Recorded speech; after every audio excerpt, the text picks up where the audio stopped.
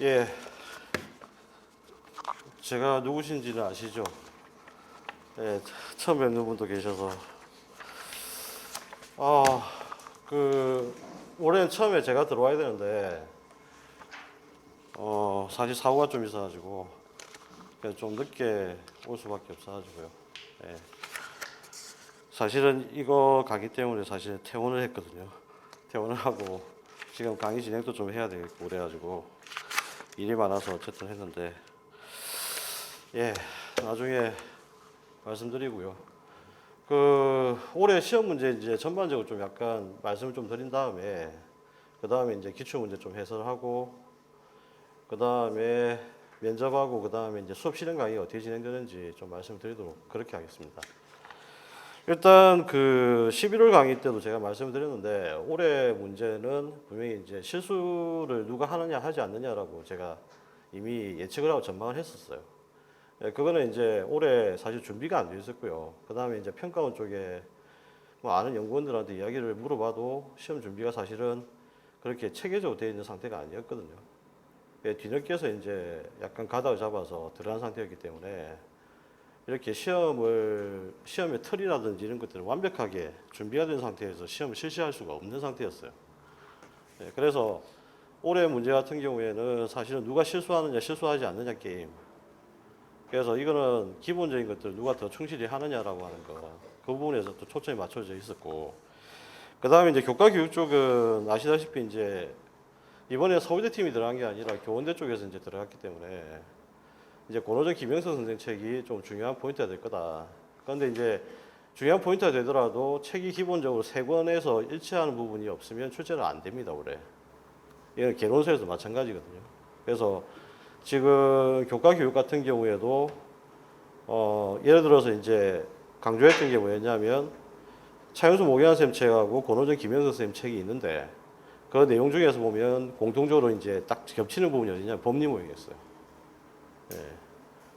사실 그 겹치는 부분이 법리모형이기 때문에 11월달 강의 때도 그걸 제가 계속 강조를 했던 게 바로 그 이유 때문이거든요. 그래서 실제적으로 이제 문제 포인트 같은 경우에도 교과 교육은 너무 뻔했는데 어쨌든 지금 현재 문제 흐름 자체는 일단 너무 쉬웠고 그 다음에 또 한 가지 이제 특징은 뭐였냐면 올해 이제 초부터 제가 강의를 할 때 계속 그 이야기를 했어요. 교과 교육은 더 이상 출제할 게 없다.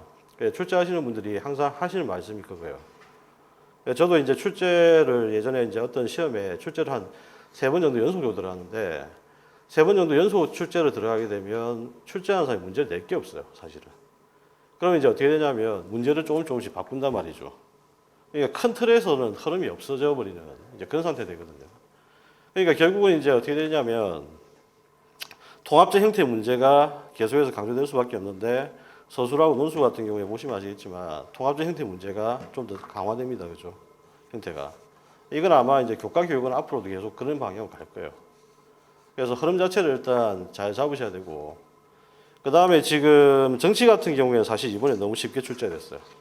그 다음에 이제 정치 사상 같은 경우에도 여러분들 공부를 하실 때 되게 힘들어 하는데 정치 사상의 1순위는 당연히 사회개혁론입니다. 그거는 왜 그럴 수밖에 없냐면 우리나라의 어떤 기본적인 정치 이데올로기 자체가 자유민주주의거든요. 자유민주주의 이데올로기를 가지고 있는데 자유민주주의 이데올로기 출발점이 사회개혁이에요. 그러니까 당연히 사회개혁론이 정치 사상의 1순위가 될 수밖에 없죠. 그 다음에 이제 자유주의 흐름 자체가 그 다음 2순위가 되거든요. 그래서 이번에도 정치 사상 같은 경우에는 오히려 사실 대의제 민주주의나 공화주의 쪽에서 계속 이야기가 있었는데 사실은 오히려 이제 너무 쉽게 사회 개혁론을 그냥 단순하게 물어봤어요.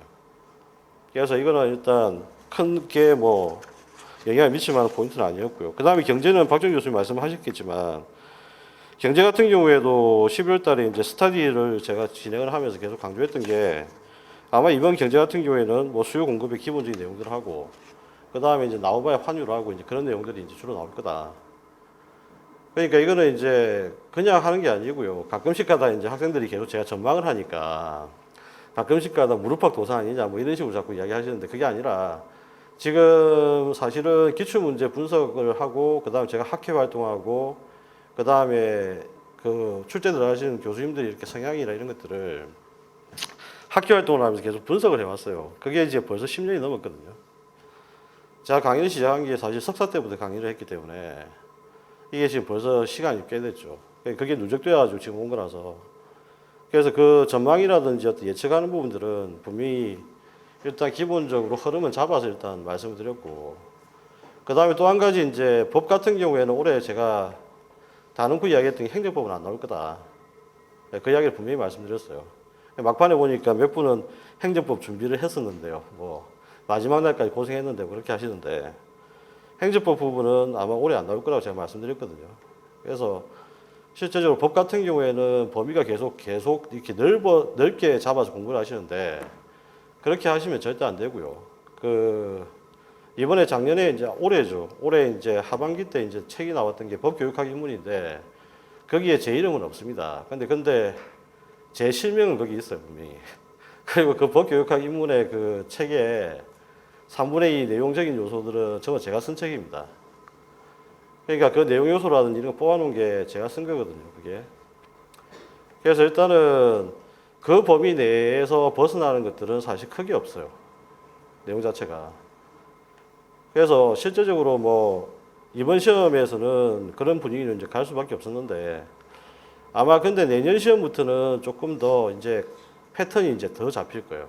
패턴이 잡히면 결국은 내년까지는 약간 수준이 중간 수준까지 올라간다면, 그 다음부터는 이제 패턴이 완전히 자리 잡고 나면 그 다음부터 다시 이제 난이도가 조금씩 올라갈 겁니다. 그래서 그것도 마찬가지인 게, 앞으로 이제 공부를 하실 때는 반드시 염두에 두셔야 되는 게 기출문제 분석이에요. 제가 항상 강조하는 거지만 쓸데없이 범위를 넓히는 공부는 시험에 불합격으로 가는 지름길입니다. 항상 기출문제 분석을 토대로 하셔야 되고요. 그 다음에 그 기출문제 분석을 가지고 예상을 하셔야 됩니다. 당연히 공부를 하실 때. 그래서 그거는 공부 자체가 기본인데, 사실은 공부를 제가 계속 노량진 와서 강의할 때마다 느끼는 건 뭐냐면, 항상 범위를 이렇게 넓히세요. 범위를 엄청나게 넓혀놓고 나중에 시험장 갔을 때 가방을 이제 바리바리 싸고 가는 거죠. 엄청나게 이제 어깨에 엄청난 부담을 주면서 그 두꺼운 책들 다 들고 갑니다. 근데 시험장 가서 보십니까? 안 보시죠. 그게 이제 왜 그러냐면, 본인들이 공부를 하시는 내용들 자체가 구조화되고 체계화된 지식을 이렇게 만들지 못해서 그런 거죠. 그러니까 구조적으로 체계화된 지식을 가지고 만약 시험장에 가시게 되면 제가 볼 때는 한 A4지 한 몇 장이면 되거든요.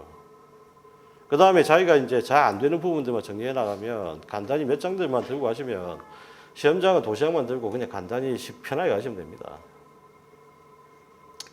그래서 일단은 공부를 하실 때 반드시 기출문제 분석이 핵심이고, 그 다음 두 번째는 구조적이고 체계화된 지식. 신사회과하고 사회과를 열심히 공부를 하셨는데, 실제로 신사회과하고 사회과를 공부하셔놓고 그걸 본인들이 공부하실 때 사용을 안 하세요. 개념학습 모형 실컷 공부하시고 나서 본인들 공부하실 때 개념학습 모형 사용을 안 하세요. 사실은 지금 현재 여러분들 시험에서 제일 빨리 합격할 수 있는 지름길은 개념학습 모형만 잘 여러분 것으로 만들어도 사실 공부하실 때 굉장히 도움이 많이 되거든요. 그런데 개념학습 모형을 학습을 해놓고 본인들은 따로 공부하신단 말이죠. 이게 구조적 체계적인 지식, 이게 포인트가 잘 안 되는 거예요. 그래서 일단은 그 두 가지 점에 좀 유의를 하시고요. 사회문화 같은 경우에도 제가 크게 문제는 없었다고 생각합니다. 그래서 지금 올해 같은 경우에는 어쨌든 문제 질 같은 경우는 낮습니다. 제가 볼 때는 아주 지금 현재 굉장히 고차원적인 수준을 요하는 문제는 없었고, 지금 현재 주의를 하셔야 되는 것들은 딴 게 아니고, 이제 예상을 할 수 있는 것들은 통합형 형태의 문제가 많이 만들어질 거다. 그렇다면 더욱더 이렇게 5과목을 잘 묶어야 되는 거죠. 잘 묶어야 되고, 구조적이고 체계적으로 공부를 하셔야 되고, 그 다음에 지금 현재 이제 전망되는 것들은 난이도가 그 다음부터 좀 올라갈 거다. 그 다음에 이제 기입식 같은 경우에는 이제 공부를 하실 때 반드시 뭘 확인을 잘 하셔야 되면 색인을 확인을 잘 하셔야 돼요. 그러니까 개론서가 있으면 개론서 마지막에 항상 색인이 있죠. 이것도 좀 주의 말씀드려야 되는데, 제발 공부하실 때 개론서 가지고 공부를 하세요. 학원 교재가 개론서 형태가 아니면 하지 마세요, 그냥. 그거는 시험에 실력 향상이라든지 시험에 별로 도움이 안 됩니다. 그러니까 이거는 반드시 어떤 서술 형태가 되어서 정리가 되어 있는 개론서 형태의 교재는 굉장히 유용한데, 그렇지 않다면 사실은 실효성이 많이 떨어져요. 실력 향상에 도움이 안 됩니다. 그래서 일단은 지금 앞으로 시험 대비를 하기 위해서는 지금 이제 그런 부분들을 예상을 하시면서 좀 정리하셔야 되고요. 어쨌든 중요한 포인트는 기출 문제 분석, 그 다음에 통합형 형태의 문제에 대한 대비, 그래서 5과목을 구조적이고 체계적으로 짜야 된다라고 하는 것. 이걸 꼭 기억을 좀 하시기 바랍니다. 자, 기출 문제 보시면서 간단히 포인트가 어디에 있었는지 좀 몇 가지 말씀을 드리고요. 예, 그렇게 하겠습니다. 자, 1번 같은 경우 보시면 다음은 성범죄자 신상공개 제도 찬성 혹은 반대라는 주제로 돼 있는데 여기에서 이 지문을 이 문제가 쉬웠어요. 쉬웠는데 제가 학교에서 이제 가르치는 학생들도 그렇고 그다음에 이제 몇몇 이제 학생들이 전화를 와서 이야기를 하는데 애들이 실수한 부분이 꽤 많은 문항이 1번 문항입니다. 실제로. 답은 거의 다 쓰셨는데 1번 문항 의외로 실수를 많이 했어요. 왜 많이 했냐면 이게 지금 이제 제 강의 들으셨던 분들은 성범죄 신상공개제도 이거는 논쟁 문제에서 굉장히 많이 다뤘던 겁니다. 그죠? 주제 뻔했죠. 그 다음에 이제 두 번째. 그 다음에 이제 내용을 보니까 되어 있는데 논쟁 문제 같아. 미리 예단하고 들어갔습니다. 그런데 기입형에다가 답을 쓰실 때는 논쟁 문제 수업이라 쓰면 안 되고 법리모형 쓰셔야 되는데 여기에 지금 이제 포인트 문장 하나 빠뜨렸죠. 논쟁 문제 수업 모형 중. 그러니까 시험장 가시면 실제로 이거 잘 안 보십니다. 그래서 제가 매번 시험 칠 때마다 부탁드리고 강조하는 게 뭐였냐면 임용은 항상 보면 힌트가 주어져 있다. 그 힌트가 어디에 있냐면 논제하고 제시문에 주어져 있다. 그러면 내가 답을 잘 모르겠다면 논제하고 제시문을 물고 늘어져야 돼요. 내가 기억을 더듬어야 되는 게 아니라 논제하고 제시문을 물고 늘어져야 답을 쓸 수 있어요. 그거는 서술 형태도 마찬가지고 논술 형태도 마찬가지입니다. 그런데 문제는 이제 이 부분 같은 경우에도 뻔한 대답이었는데 논쟁 문제 수업이라고 한 걸 이 지문 하나를 빠뜨리게 되면 답을 논쟁 문제 수업으로 섞고 나오는 거예요. 그런 학생들 꽤나 있었거든요, 지금. 이것도 실수죠. 잘 아는 건데. 간단히 쓸 수 있는 법리 모형인데 이걸 지금 이제 뻔하게 알고 썼다라고 하는 겁니다. 그래서 일단 하버드 모형이나 뭐 법리 모형 같은 말이고요.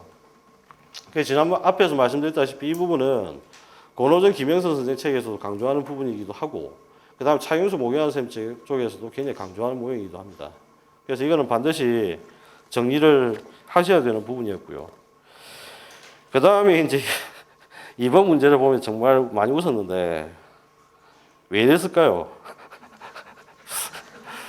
정말 이거 지금 산수 문제죠. 산수 문제입니다. 그죠? 누가 산수를 할 수 있느냐 없느냐. 아마 제가 보기에는 사르토리 정당 체제 유형을 가지고 이제 설명을 할 수 없는 부분도 있으니까 그걸 이제 지수화 통계화 시켜서 지금 이제 하신 것 같아요. 그런데 뭐 답은 뻔한 이야기, 2가 조금 계산을 해보면 2가 좀 넘습니다. 그죠?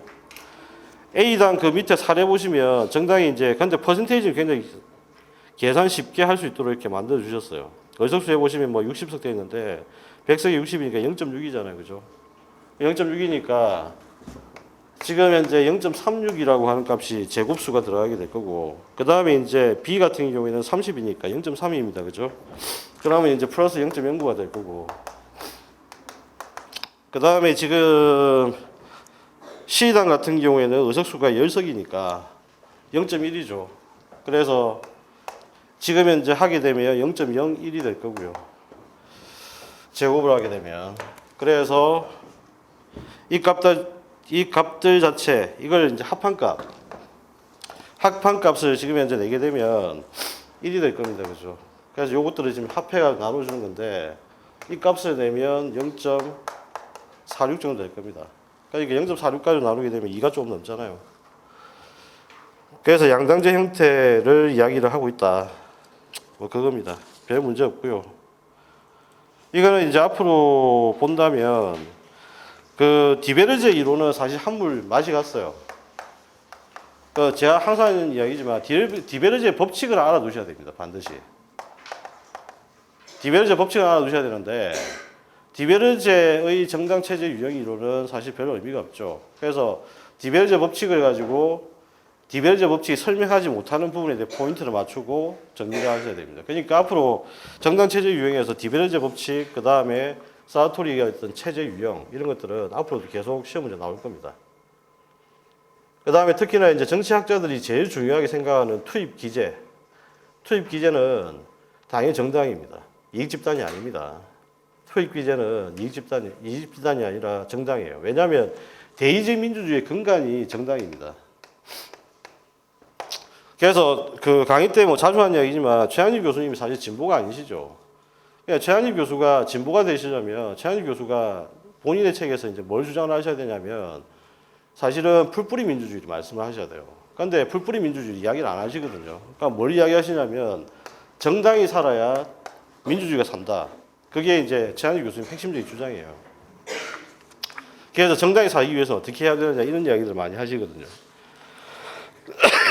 그래서 그 부분들을 한번 잘 정리를 하시면 되겠고요. 3번 또 전화 통화를 통해서 제가 질문들을 많이 받았는데 제가 병실에 누워서 계속해서 이 전화통 때문에 스마트폰을 깨버릴까 하다가 도대체 이거 지금 3번 같은 경우에는 어떤 친구들은 평등의 원칙을 많이 쓰긴 했습니다. 그죠? 근데 제가 볼 때는 주권 평등의 원칙을 쓰셔야 돼요. 왜 쓰셔야 되냐면 평등의 원칙은 상위 개념입니다. 상위 개념. 국제정치에서 주권이라는 개념을 빼놓고는 이야기를 할 수가 없어요. 아시겠나요? 주권이라는 개념을 빼놓고 이야기할 수 없습니다. 그래서 답은 주권 평등의 원칙과 관련된 이야기다라고 보시면 될 것 같고요. 4번 또 그렇죠.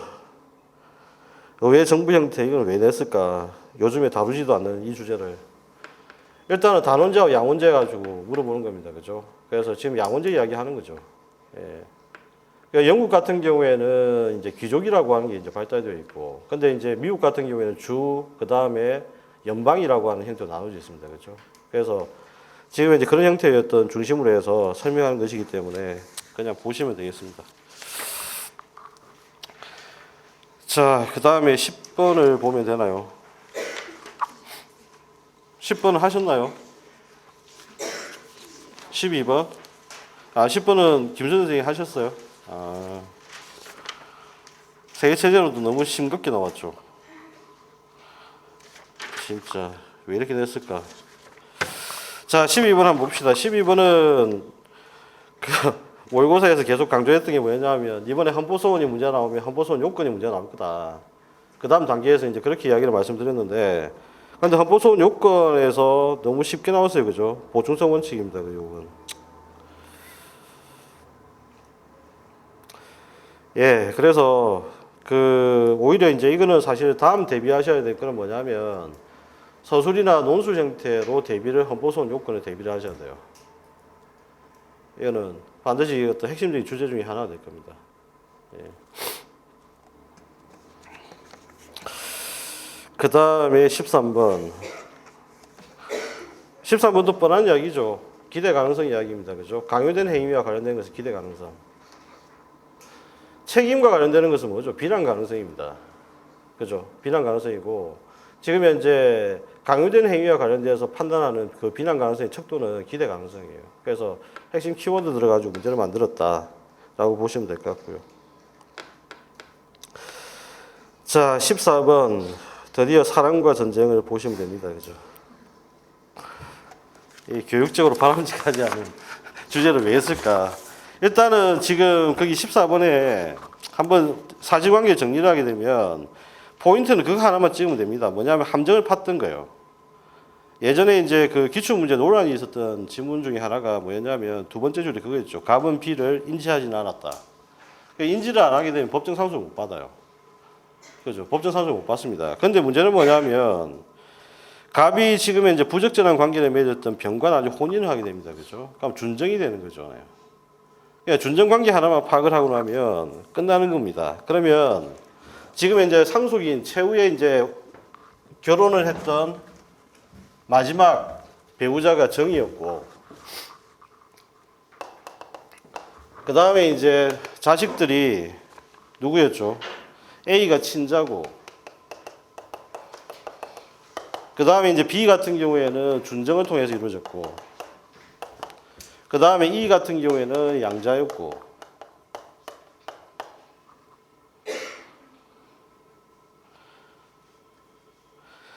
자, 지금 현재 이렇게 되면 요게 이제 기본적으로 상속인들입니다. 그죠? 그러면 이제 상속분은 3이고 2고 2고 2입니다. 그죠? 그러면 이제 전체 비율은 9가 될 것이고, 그러면 이제 전 같은 경우에는 상속분이 9분의 3, 여기에다가 유류분 계산하게 되면 2분의 1이 됩니다. 그죠? 그래서 이 문제 간단한 이야기입니다. 그래서 뭐 복잡한 이야기는 아니었고요. 일단 유류분 계산, 정의 상속받을 수 있는 금액이 얼마냐? 그래서 90억에서 지금 받을 수 있는 게 이 부분이죠. 그래서 결국은 15억이 답이다 그 말입니다.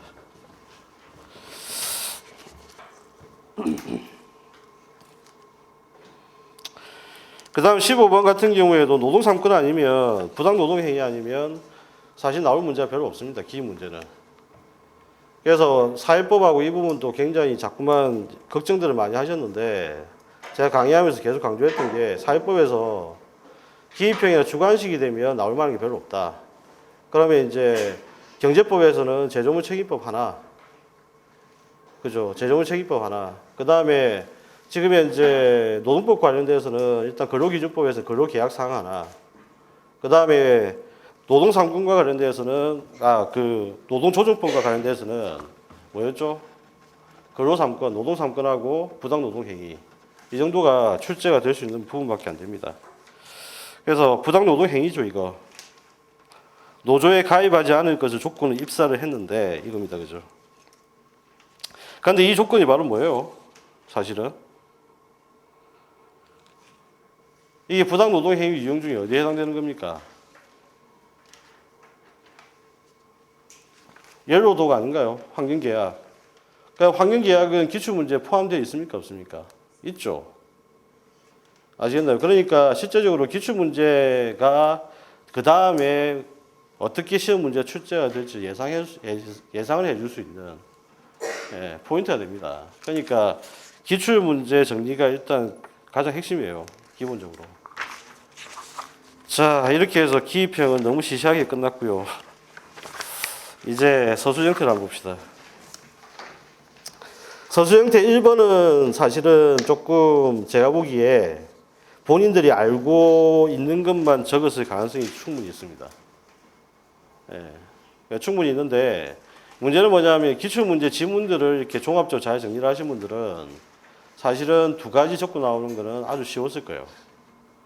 일단은 설명하면서 말씀드릴 텐데, 지난번 강의 때 이제 말씀드렸던 건 뭐였냐면, 이번에는 마토레라 분류라든지, 이제 소위 말하는 마토레라 분류라든지, 넬슨과 미카엘스 분류가 시험에 나올 수는 없고, 이번에는 나온다면 바하바스 스미스의 분류가 기본적으로 출제가 될 수밖에 없다고 말씀드렸어요, 그때.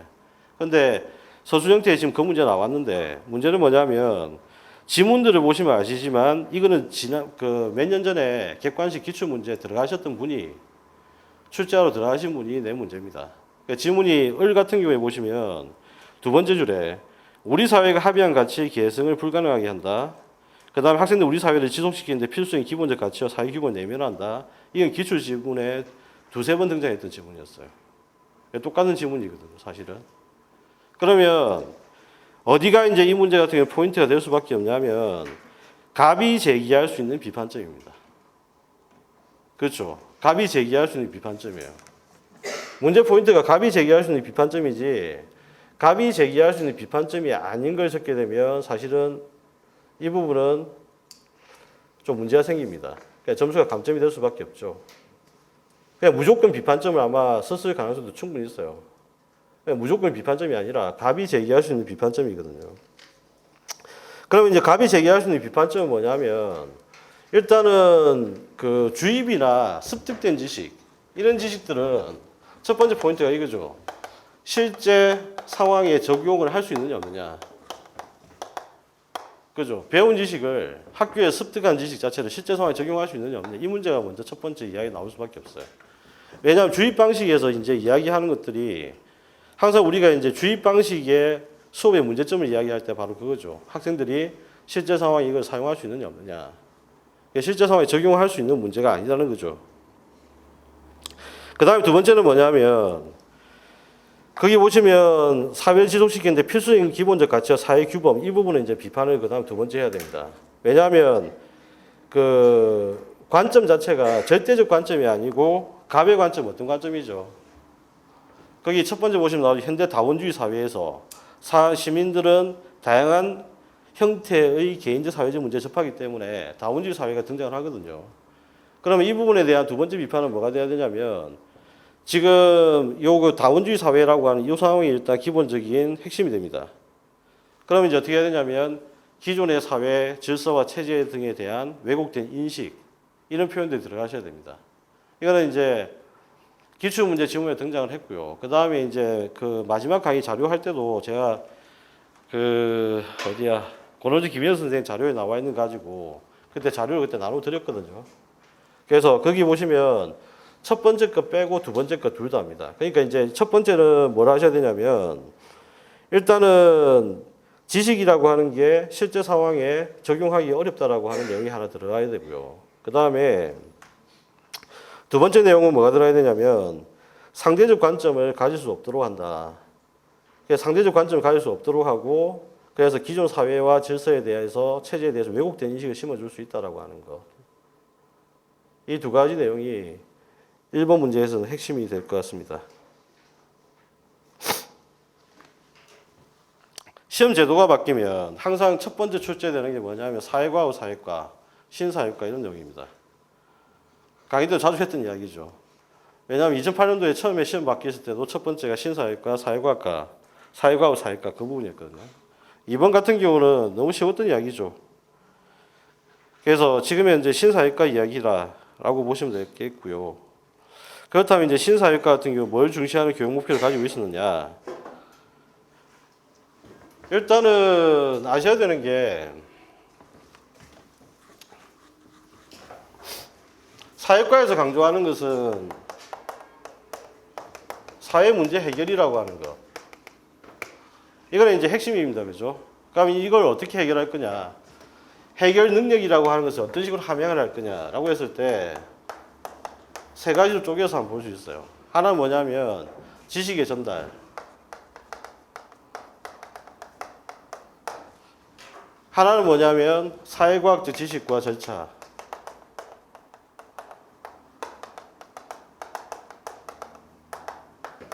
그 다음에 이제 나머지 하나는 반수 탐구죠. 신사회과는 이 부분입니다. 그죠? 사회과학적 지식과 절차를 습득해서 사회 문제 해결 능력을 함양하도록 하는 것이다. 라고 하는 겁니다.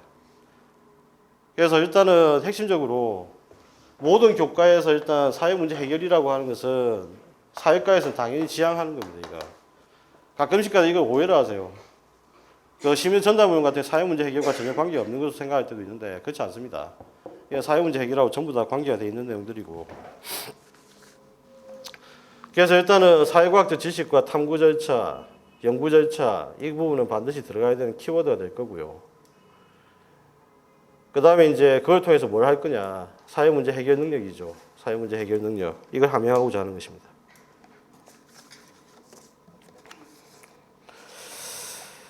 자, 3번 또 너무 쉽게 나왔습니다. 그죠? 자연상태의 자연권이 무엇인지에 관해서 두 사상과의 견해 차이를 밝혀라. 서술하시고라고 되어 있는데 일단 갑과 을이 각각 누구인지 밝히고 이것도 참 웃깁니다. 그죠?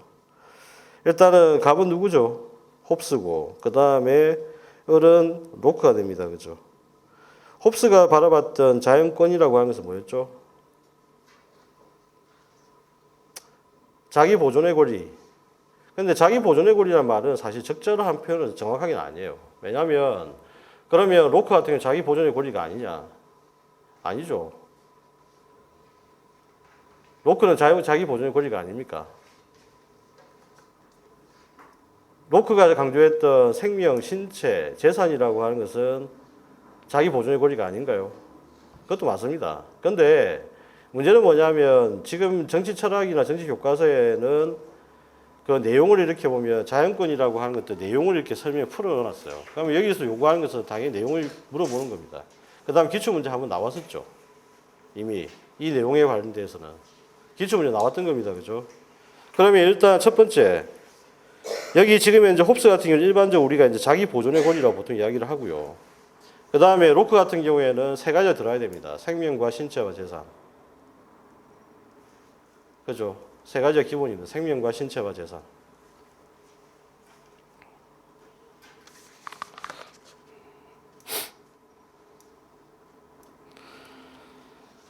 자, 그 다음에 이제 또 한 가지 이제 홉스에서 주의를 해야 될 것은 뭐냐면, 홉스 같은 경우에는 자연권하고 자연법의 관계에서 자연권이라고 하는 게 자연법이 선제합니다. 자연법이 선제하는 겁니다. 자연법을 무시할 수 있는 게 자연권이에요. 예.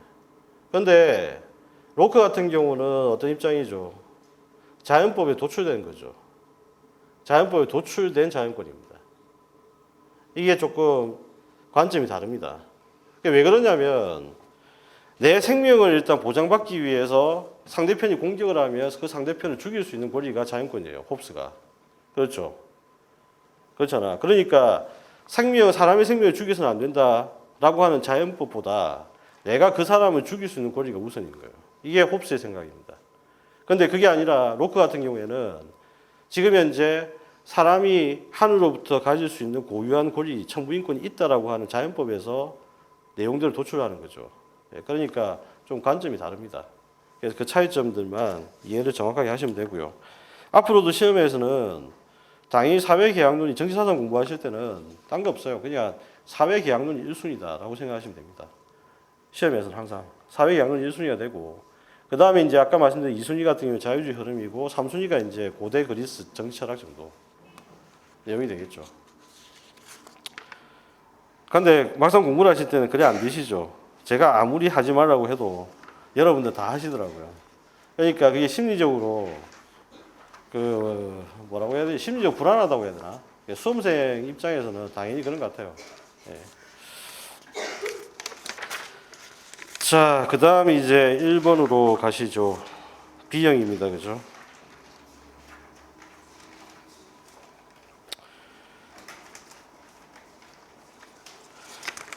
제가 항상 강조하는 이야기가 고차 사고력의 문제 출제 1순위는 메타인지라고 했습니다.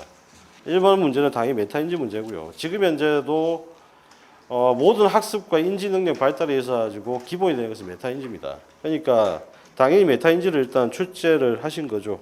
예.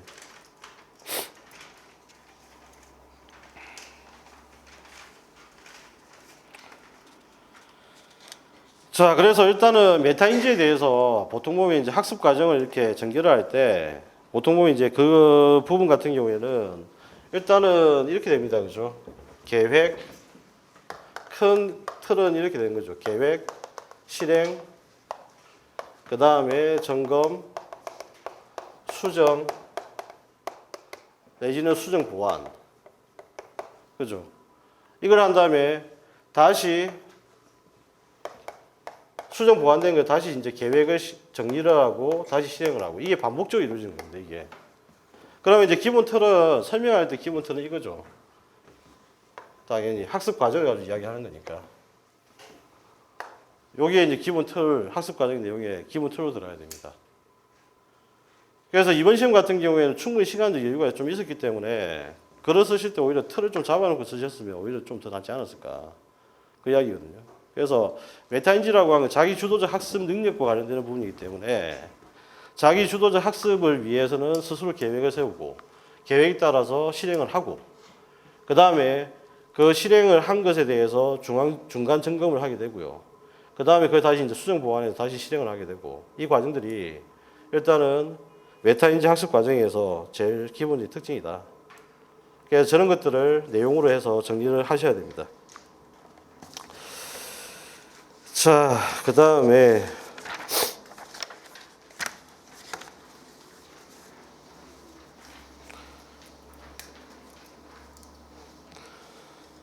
자, 2번을 한번 보시죠. 다음은 교사와 학생의 대화에서 기억이 무엇인지 쓰고 니은의 내용을 구체적으로 쓰라고 했는데, 이 문제도 왜 냈을까 정말 궁금하기도 한데, 어쨌든 옛날에는 정말 중요했던 문제예요. 사실은 옛날에 이제 그 서다평 시절에 이 문제는 한 번은 출제될 거다라고 이제 계속 예상했던 문제였는데, 사실은 이 부분은 계속 관심을 안 뒀었거든요. 관심을 안 두고 있었는데 72조 130조 나와 있는 내용을 이제 물어보는 문제였습니다. 72조는 아시다시피 국가안이, 그 다음에 중대한 사안, 헌법에 나와 있는 그 항목들이 있잖아요. 국가 중대 사안, 국가안이 중대한 정책 결정 이런 것들에 대해서 국민투표를 한다라고 하는 이야기고 그다음 130조 같은 경우에는 헌법 개정입니다. 그죠? 헌법 개정.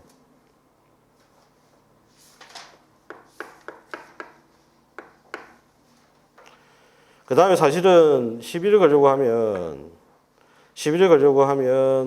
교사의 부분하고 교사의 어떤 그 질문 부분에 시비를 충분히 걸 수가 있습니다. 뭘 걸 수가 있냐면 대의제하고 대의제 민주주의 다르거든요. 다른데 지금 현재 교사 보면 대의제라는 표현 그대로 쓰고 있고 그 다음에 그 밑에 교사한테 황당하죠. 대의제 쓰고 있죠. 이게 교과서도 지금 현재 마찬가지예요. 교과서도 지금 현재 이런 식으로 지금 현재 되어 있는데 이건 사실은 조금 약간 앞에 나와 있는 기출 문제들에 비춰본다면 이 문항은 사실 문제가 있는 문항입니다. 예. 그 이유는 대의제 민주주의하고 대의제는 다르거든요. 지금 현재 이거 이야기하는 우리나라는 대의제 민주주의지 대의제가 아닙니다. 그렇죠. 대의제 플러스 민주주의잖아요. 그래서 이건 지금 현재 표현 자체가 좀 문제가 있지 않나. 직접 민주제와 대의제가 있다. 이걸 합해놓은 게 직접 민주주의하고 대의제를 합해놓은 게 호남민주주의고 호남민주주의의 대표적인 형태가 대의제 민주주의죠. 예, 그런데 교과서에서는 그게 설명이 제대로 안 됐어요. 계속해서 문제가 되고 있고 그래서 가끔씩 가다가 출판사하고 그다음에 EBS 쪽도 마찬가지인데 가끔씩 저한테 이제 그 검토 의견을 좀 제출해달라고 그 내용이 들어오는데 검토를 해보면 정치는 정말 이렇게 내용이 체계적으로 구성이 잘 안 되어 있습니다. 민주주의 설명도 정말 중구난방으로 막 되어 있고 이게 구조적으로 체계적으로 안 되어 있고요. 그래서 오히려 정치 부분 교과서 참고하는 것은 좀 지양하시는 게 오히려 좀 더 낫지 않을까. 오히려 체계를 잡기는커녕 더 혼돈에 빠지게끔 만드는 경우도 좀 있는 것 같아요. 자, 그 다음에 이제 3번 문제가 좀 어려우셨을 것 같기도 한데 이것도 뭐 사실은 원칙 그대로 하시면 별 문제가 없는 거고요. 임차권 등기 명령 제도는 계속 강조했던 내용이었고 뭐 그래서 크게 문제는 없었습니다만 일단 정리만 한번 해봅시다.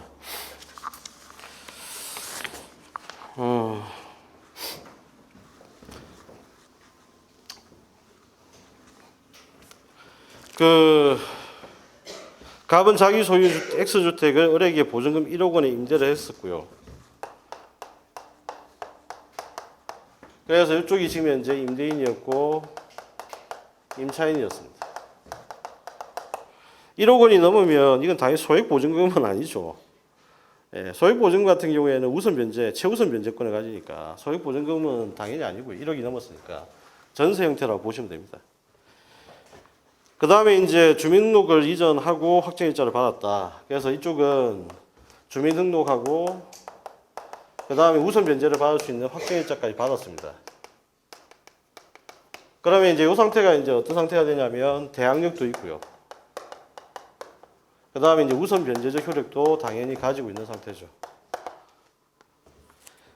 자, 이 상태에서 이제 갑은 을에게 임대한 주택을 병에게 증여를 합니다. 병에게 증여하는데 이걸 이제 민법적으로 좀 어렵게 이야기를 하게 되면 당연히 이건 뭐죠? 채권 양도입니다. 그죠? 그런데 채권 양도를 몰라도 이 문제는 풀 수 있는 문제입니다. 예, 기본적으로 아시는 내용들만 정리하시면 채권 양도를 몰라서 틀렸다라고 할 수는 없고요. 채권 양도를 몰라서 상관없습니다.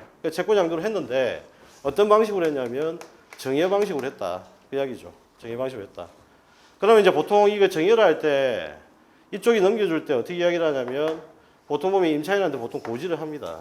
고지를 하게 되거든요. 고지를 하게 되고 그 다음에 이제 병이 다시 X주택을 정에게 매도를 하고 계약금 및 중도금을 받았으나 소유권 이전 등기를 하지 않았습니다. 그러면 뭐가 이제 생겼냐면 물권 변동이 아직 발생을 안 했죠. 정에게 매도를 했으니까 이쪽에다 이제 매도를 했습니다. 그런데 이쪽은 지금 이제 등기된 상태가 아닙니다. 등기된 상태가 아니니까 물권 변동이 안 되는 거예요. 그럼 여전히 요 갑의 임대인의 지위를 계속 승계를 한 거죠. 이 사람이. 그럼 계속 지금 현재는 이 상태에서는 병이 계속해서 임대인입니다. 임대인. 자, 그 다음에 이제 임대 기간이 만료가 되었고 을은 보증금을 반환받지 못했다. 그 다음에 어른 근무지가 변경되어서 X주택에서 퇴거하고자 합니다. 그죠? 퇴거하고자 한다. 그래서 X주택의 소유자 임차권 등기 신청 협정하지 않고 있다. 자, 그래서 일단은 보시면 거기 임대기간이 만료하였으나 되어 있고요. 우선 변제 효력을 유지하기 위해서 어떤 법적 절차를 거쳐야 되느냐, 밟아야 하고 그 비용은 누가 부담해야 되느냐 라고 되어 있는데, 일단은 이 상태에서 이 사람이 보호를 받을 수 있는 방법은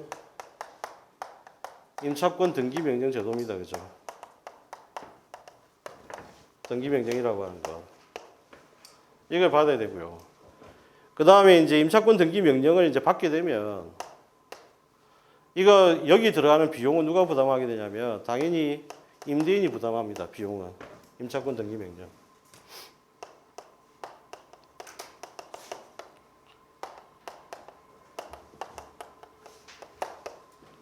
그럼 이때 이제 부담해야 되는 당연히 비용 부담은 이쪽이 해야 되는 거죠. 지금 상태에서 병이 해야 됩니다.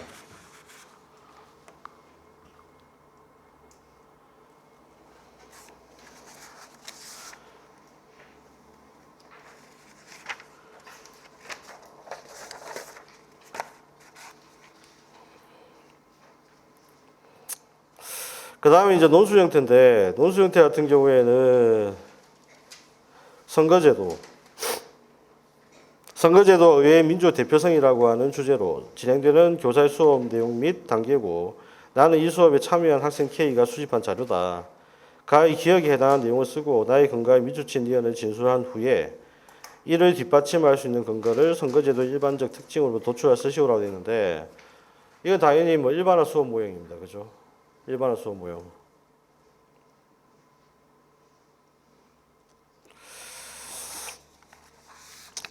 그래서 일반화 수업 모형과 관련된 이야기고요. 근데 뭐 일반화 수업 모형을 하든 탐구 수업 모형을 하든 보니까 학생들 중에는 전화 걸어서 이제 이야기하는 학생들 중에는 탐구 수업 모형으로 일단 생각을 했다라고 하는데, 탐구 수업 모형을 하든 일반화 수업 모형을 하든 결론은 별로 달라지는 게 별로 없는 것 같은데, 그렇지 않나요? 예. 그래서 크게 뭐 다른 어떤 자료도 없기 때문에 보시면 되겠고요. 근데 이제 기억에 들어가 있기 때문에 그렇죠. 그래서 일반화 수업이나 사실은 탐구 수업이나 그렇게 결론은 큰 차이가 없는데, 문제는 이제 기억에 들어갈 말 때문에 그렇습니다.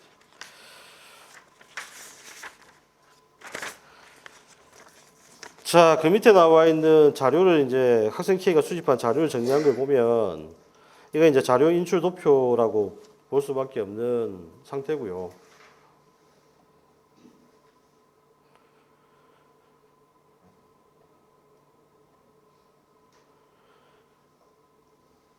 그래서 자료 인출 도표는 이미 기출문제 한번 나온 적도 있고 출제가 된 적도 있습니다. 그래서 근데 사실은 여기 뭐 어쨌든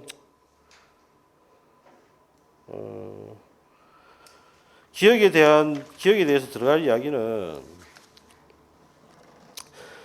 거기 보시면 이제 탐구학습 모형의 단계에 따라 수업을 진행해 보겠다는 이야기 나와 있고, 탐구학습 모형의 주요 단계입니다. 그죠? 그러면 일단 수업 단계에서 제일 첫 번째 해야 될 게 바로 뭐죠? 가설 설정입니다. 그죠? 가설 설정. 그 다음에 선거제도 의회 민주 대표성에 관련된 자료 수집하고 수집된 자료를 분석한다. 그런데 이게 만약 일반 학습 모형이라고 한다면 여기에 들어갈 말은 뭐죠? 일단은 첫 번째 일반 학습 모형 같은 경우에는 관련 개념을 일단 분석을 해야 되고, 관련 개념 분석을 하고 난 다음에 해야 될 게 자료 인출 도표를 작성을 하는 거고, 그 다음에 여기 이제 자료 수집 들어가는 거고, 자료 수집이 끝나고 나면 그 다음에 자료 수집을 관련 개념 이제 관계를 분석하는 겁니다. 그죠? 관계를. 그런데 이 단계가 지금 현재 없단 말이에요. 그 다음에 실제로 문제에서 탐구학습 모형이 나와 있죠. 그러니까 일단은 이거는 일반화 수업을 보든 뭐 탐구학습 모형을 보든 헷갈렸다고 하는 것은 논제를 제대로 안 봤다는 이야기입니다. 제시문을. 근데 여기에는 분명히 탐구학습 모형이라고 하는 비율이 이미 나와 있고요. 그래서 아마 생각컨대 기출문제에서 미리 예단했던 친구들은 이걸 일반화 수업 아닐까 그 생각을 하고 자료 인출 도표를 답을 작성했던 사람들도 있는 것 같아요. 근데 여기 지금 이제 들어가야 될 이야기들은 어쨌든 관계에 대한 가설을 설정하는 거죠. 답은 가설 설정한답니다. 자료인출 도표 아닙니다. 그래서 몇몇 학생들 전화 와가지고 계속 자료인출 도표 아니냐고. 그런데 자료인출 도표가 아니고 가설을 설정한다고 답을 하셔야 됩니다.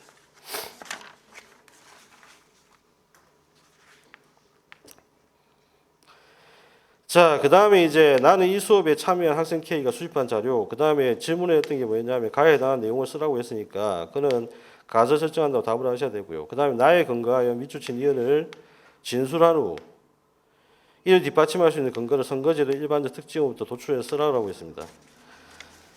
자, 이거는 이제 소선거구 단순다수제하고 정당명부시 비례대표제 차이점을 좀 아셔야 됩니다. 그죠?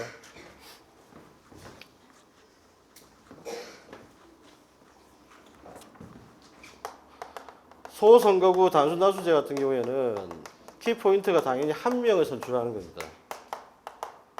한 명을 선출하는 거고, 그 다음에 정당명부시 비례대표제.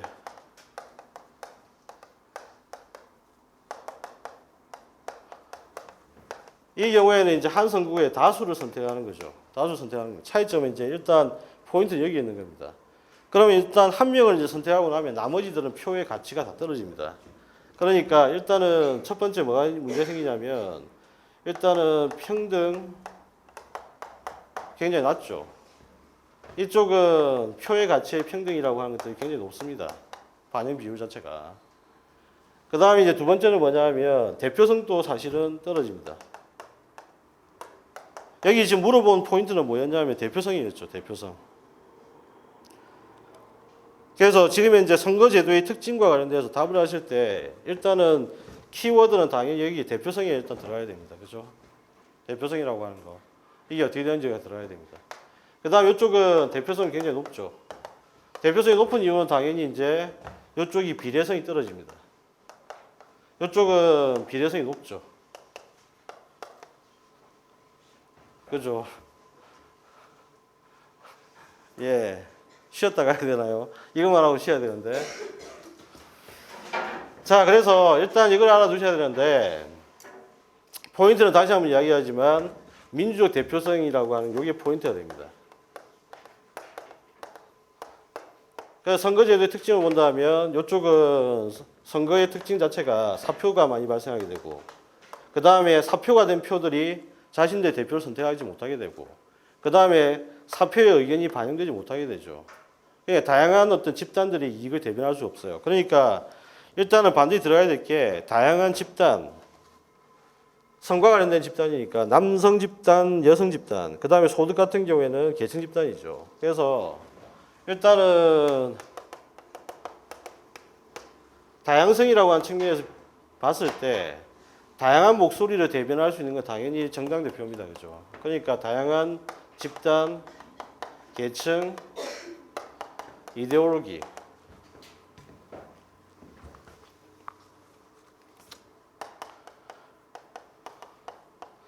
이데올로기라면 좀 거부감이 드나요? 이념으로 합시다, 그러면.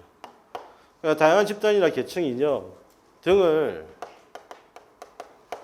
지금 현재 반영을 잘 못하죠. 누가? 소선거 단수다수제. 예, 그걸 어떻게 할 수 있냐면 지금 현재 거기 보면 국민과 의원의 지금 현재 비율 부분에서 차이가 격차가 큽니다. A국 같은 경우에 국민 남성 같은 45, 의원 같은 경우에는 90이고요. 여성 같은 경우에는 55에다가 거기 보면 10으로 돼 있어요. 이게 계속 불일치합니다. 그죠? 불일치하는데 문제는 뭐냐면 이쪽은 불일치할 수밖에 없죠. 한 명만 뽑으니까 다양한 목소리는 일단 무시되고 이쪽은 다양한 집단들 이익을 대변하고 있으니까 그래서 요 지금 현재 특징들을 반드시 세 가지 포인트가 일단 핵심이 될 수밖에 없죠. 비례성, 그 다음에 대표성이라고 하는 것, 요 두 가지, 이 두 가지를 가지고 답을 일단 작성을 하셔야 됩니다.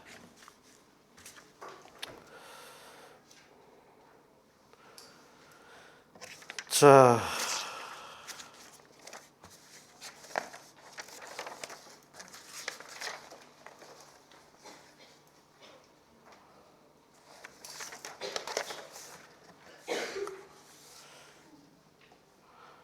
일단은 지금 이 문제들 같은 경우 논술형 문제 같은 경우에는 지금 보시면 아시겠지만 역시 통합형 문제입니다. 그죠? 통합형 문제고 그 다음에 마지막으로 지금 남아있는 게 경제학 통합형 문제가 하나 나왔죠. 경제학 통합형의 문제가 나왔는데 내용을 한번 보시죠. 각국에서 고등학교 3학년 경제 수업을 담당하는 K교사는 나의 내용을 수업하기 위해 해당 교육과정의 일부인 가를 확인하였다. 가에 나타난 사회과 교육과정 구성원을 위해 명칭을 쓰고 주요 특징을 두 가지만 서술하라고 했습니다. 일단은 아시다시피 이거는 뭐예요? 화폐 시장에서 이자율, 외환 시장의 환율을 이해한다. 성취 기준을 지금 현재 일반화로 제시를 지금 하고 있죠. 이자율 변화하고 환율에 미치는 영향을 이해한다. 이자율 변화에 따른 환율 변동이 국민 경제에 미치는 영향을 이해한다. 그래서 핵심 키워드는 당연히 이자율과 환율이라고 하는 것. 이게 이제 가장 핵심으로 키워드가 되고요. 그래서 지금 현재 이번에 나와 있는 내용은 당연히 관련되는 교육과정 나선형 교육과정이고 나선형 교육과정을 구성하는 방식은 당연히 개념과 일반어로 구성이 될 수밖에 없고 그렇죠. 그래서 그 이유를 만약 설명을 한다면 일단은 근데 여기서도 마찬가지인 게 주어진 제시문을 좀 충분히 활용을 할 필요가 있습니다. 그렇죠? 그래서 개념과 일반어로 구성된다라고 하는 것 이거 두 가지가 포인트가 되는 거죠. 그래서 특징을 설명하실 때도 개념과 일반화로 구성된다라고 하는 이 두 가지에다 포인트 맞춰서 구성을 하셔야 됩니다. 그러면 이제 첫 번째 일단은 우리가 이제 쓸 수 있는 게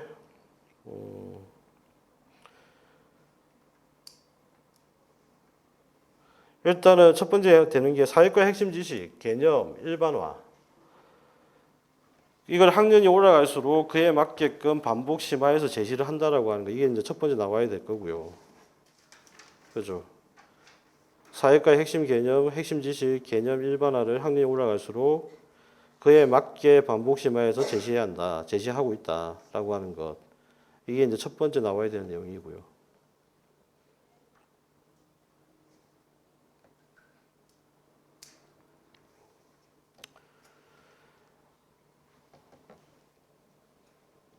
그 다음에 이제 두 번째 이야기가 되어야 될 게,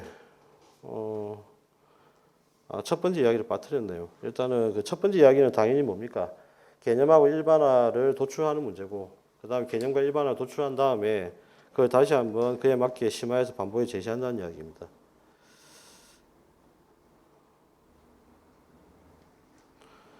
여기에 근데 이제 통합 이야기를 써야 될지 말아야 될지가 아마 고민스러울 건데, 제가 보기에는 통합형 이야기를 쓴다고 몇 개의 학문형의 다양한 학문에 관련된 개념을 뭐 지속적 반복적으로 쓴다라고 하는 게 나와 있잖아요, 그죠? 그런 것들을 만약에 쓴다고 하더라도 크게 문제는 없을 것 같아요. 왜냐하면 지금 제시되어 있는 게 가에 나타나는 교육과정 구성원의 명칭을 쓰고 그 다음에 말 그대로 나선형 교육과정의 특징을 쓰라고 했거든요. 그러니까 그건 크게 문제는 없을 것 같아요. 그렇다면 일단 첫 번째 이제 몇 개 학문형에 추출된 개념과 일반화를 일단 내용으로 구성한다. 그죠? 몇 개 학문적 영역에서 추출된 개념과 일반화 등을 일단 학문적 내용으로 구성을 한다. 교육과정의 내용으로 구성한다. 그 다음에 이 내용을 어떻게 이제 배열을 할 거냐라고 했을 때 그 배열하는 방식은 내용의 수준이 깊어지고 범위는 확대되도록.